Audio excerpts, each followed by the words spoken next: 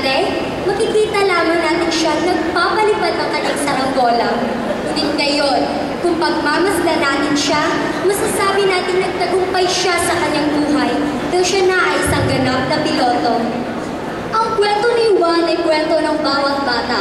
Kwento naming lahat. Ang bawat isa ng mga pangarap na hinahangat tungo sa tagumpay ng buhay. Tayo ang may hawak ng ating kapalaran. Tayo ang mga magdidikta kung ano ang mga mithiin natin sa buhay. At ang tanging susi upang makamit ito ay ang pagsisikap at tiwala sa sarili. Kagaya ni Juan, maaari rin natin makamtan ang ating tagumpay sa buhay. Kasabay ng pangarap, pagsisikap, inspirasyon at dedikasyon sa ating ginagawa. Iba-iba man ang aming mga mithiin, iisa lang ang nais namin ng patutunguhan. At ngayon, kami tumatayong buo ang determinasyon na ipagpatuloy ang pangarap na ito.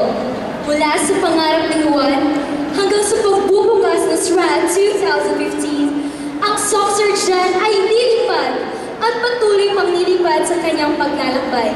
Magkaiba man ang landas na ating tatahakin, kahit saan dako man tayo dadalhin ng agos ng buhay, iisa pa rin ang direksyon at patutunguhan. Ang bawat panahon ay magdadala sa atin tungo sa tagumpay. Tagumpay natin lahat! Patayan sa pag-uswang!